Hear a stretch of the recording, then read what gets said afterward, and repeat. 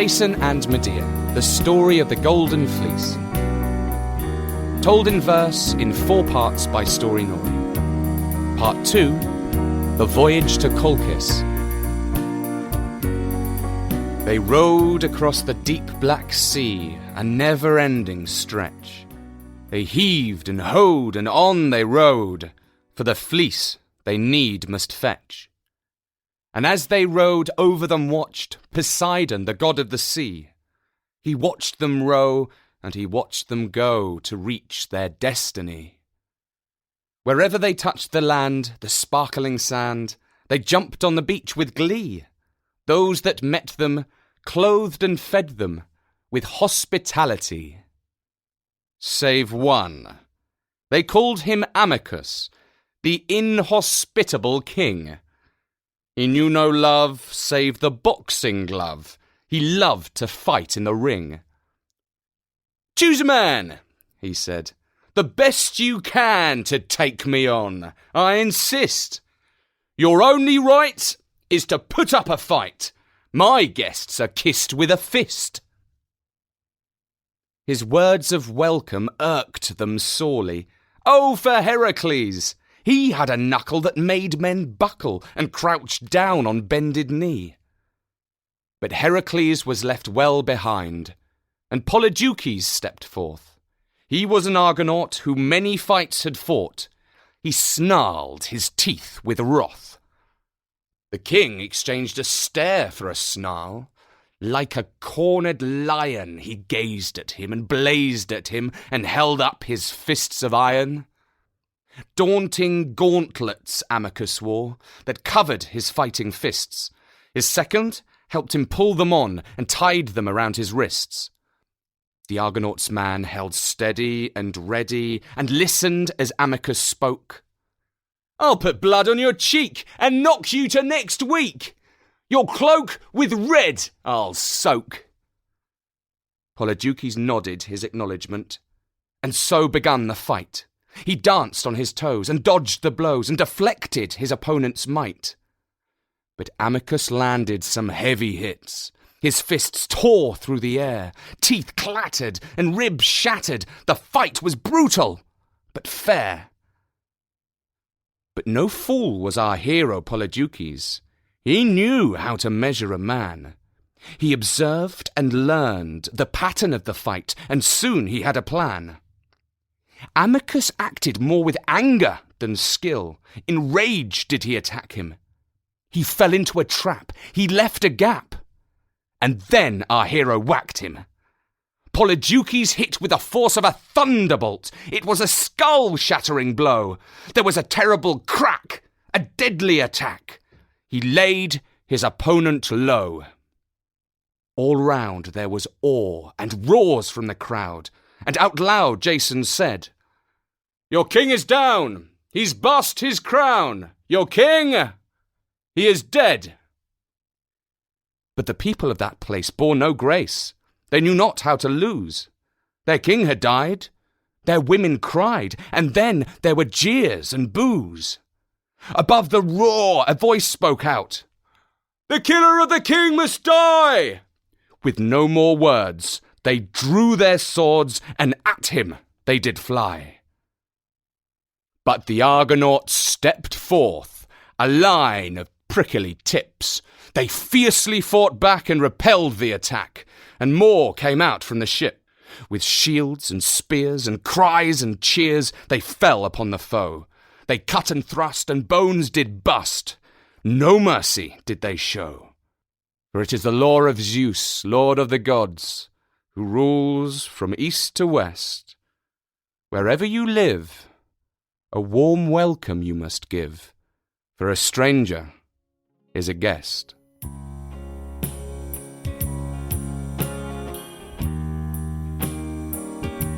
The heroes returned to their trustworthy ship and sailed the Bosporus Strait, a meandering sea like a crooked knee that leads them to their fate.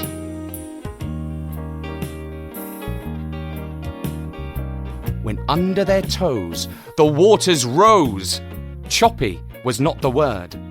propelled from hell, a wave did swell and flung them like a bird. The heroes yelled and tightly held onto the rim of their boat. Up and down they dived in fear for their lives, and only just afloat. When at last they hit the land with a thud, to the coast of Bithynia they had come. They were glad to be here, for near lived a seer, the prophetic one. Phineas the Bithynian was frightfully thin. His gift was a curse, for he could clearly see your far-off destiny, for better or for worse. But he was at odds with the vengeful gods, and a cruel, crazy Zeus cut him down to size and blinded his eyes, and harpies he let loose. Now harpies harp on. They are terrible birds. They are furies with fearsome claws. They have women's heads and women's breasts, and they grab food from your jaws. And every time Phineas tried to eat, a harpy dove down from the sky. It snatched the food and flew off to its brood with a squawk and a terrible cry. "O Argonauts, I expected you, bravest of the Greeks. You have come to me for my prophecy, and wait for me to speak. But before I tell your future well, listen to my present. The gods have meant to torment me, and this terrible torture sent. Oh, to you I pray, chase those fiends away, those harrowing harpies, kill me. Give me your word, you'll banish those birds, and your future told will be." Now the Boread twins, the sons of the wind, stepped forth and said, "No fuss. If it's speed you need, we are swift indeed. They won't get away from us." They hid in a cleft of a rock to the left of the old man and his dinner. And when the harpies appear to torment the seer and to make the prophet thinner, the twins jump out, the birds to clout, and chase them over the sand. And up they fly to their nests in the sky, for cliffs are safer than land. But the terrible twins are set to win. There are no buts or ifs. They climb with ease, like cats up trees, and scale the difficult cliffs. The nests they reach, and the harpies screech, and the boys attack with their knives. But Juno sent word to save the birds and spare them their terrible lives.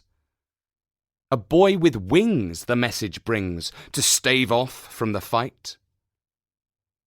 "Twins of the wind, hold back from sin. What you do is not right. These birds are absurd, but they fulfill the word of Zeus the Almighty Lord. Man cannot understand his future in hand, or the gods would be frightfully bored. Phineas tells the future too well. There's a devil in his detail. If he keeps it vague, we'll rid his plague, and again you may set sail. For the best prophecy is ambiguity. Nothing is ever clear. And horoscopes are meant for dopes, and play on hope and fear." And the twins climbed down and returned to ground, and to Phineas this message brought. And he listened well, and the future did tell, so vague as to be worth naught.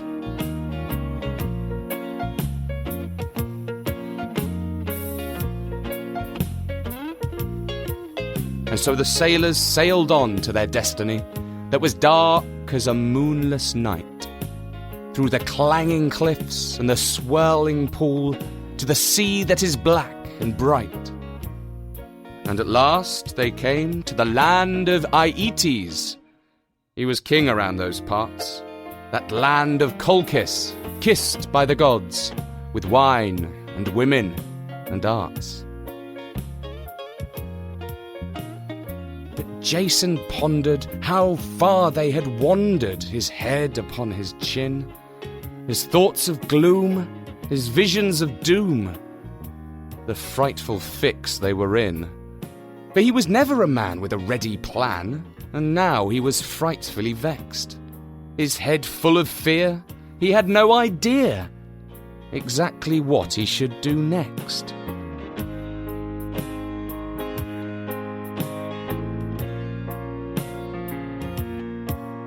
And that was the second part of Jason and Medea, written for Storynori by Bertie, and read by me, Richard Scott. In the next part, Natasha takes over in the voice of the Georgian princess and witch, Medea.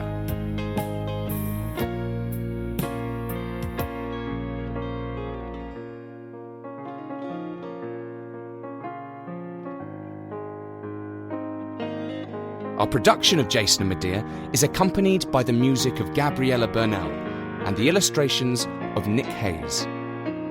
For now, from me, Richard Scott, goodbye.